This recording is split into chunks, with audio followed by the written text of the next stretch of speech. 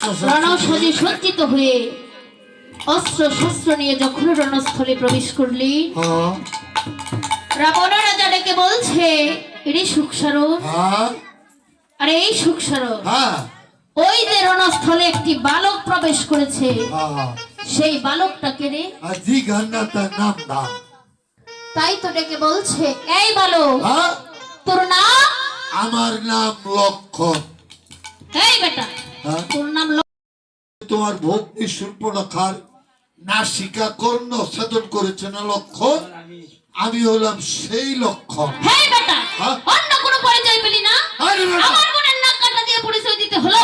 জানো বলা টিপটা মেরালাম বলা। হেই বেটা, আমি বিনা যুদ্ধে বেরিয়ে যেতে আসি। হ্যাঁ বেটা, তিল পরিমাণ মাথা না, বেল পরিমাণ কথা, সুঙ্গালের মুখটা বড় বড় কথা।